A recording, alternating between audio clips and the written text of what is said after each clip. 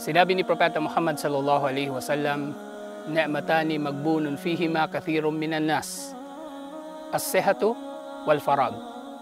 Na dalawang biyaya ni Allah subhanahu wa ta'ala ang binabaliwala ng karamihan sa mga tao. At ito ay ang kalusugan at ang bakanting oras.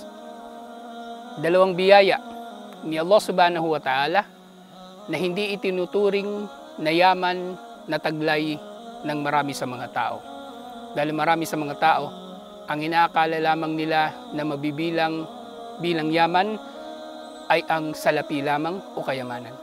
Subalit ang dalawang bagay na ito, ang kalusugan at bakanting oras, ay mga tunay na biyaya at yaman ni Allah subhanahu wa ta'ala na kung magagamit natin ng maigi ay magbubukas ng napakaraming pinto ng kabutihan. Ang kalusugan ay nagiging daan upang tayo ay sumamba kay Allah subhanahu wa ta'ala, na tayo ay makakapunta sa masjid, makakapagtrabaho nang sa gayon tayo ay kumita upang makapagtustos sa ating mga pamilya at makapagsadaka at upang makapagbayad ng zakah, at sa pagsasagawa ng hajj at iba't iba pang mga gawaing pagsamba kay Allah subhanahu wa ta'ala na hindi magagawa ng isang taong may sakit.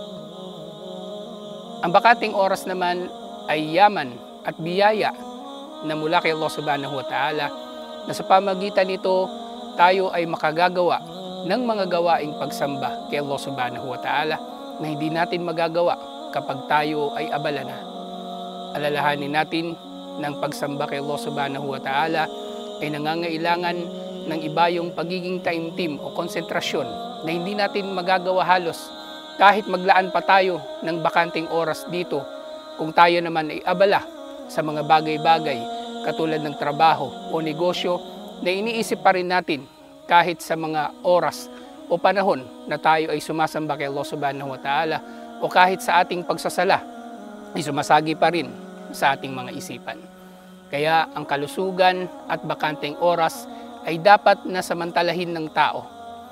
Maaring ang tao ay nasa panahon ng nagsasalitan na pagkakasakit o kalusugan at nagsasalitang bakanting oras at panahon ng pagiging abala.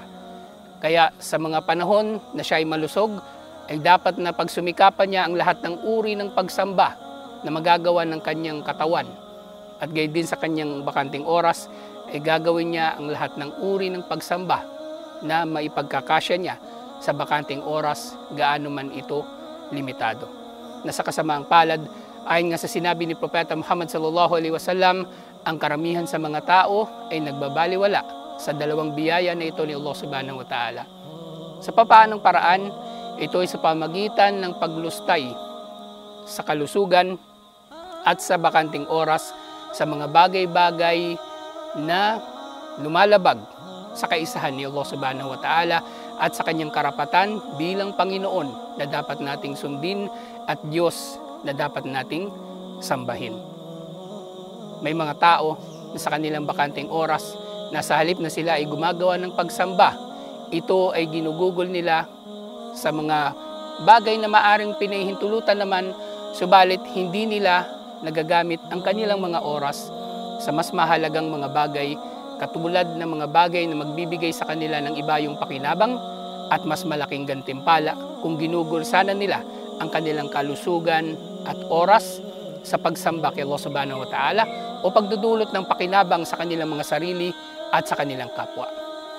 At mas masahol pa rito ay kung gugugulin ng tao ang kanyang oras sa pagkakasala at pagsuway kay Allah subhanahu wa ta'ala, wal iyadu billah.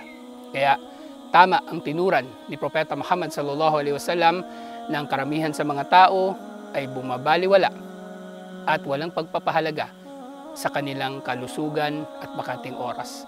Ibilang nawa tayo ni Allah subhanahu wa ta'ala sa mga tao na gumagamit ng kanilang kalusugan at oras sa tama.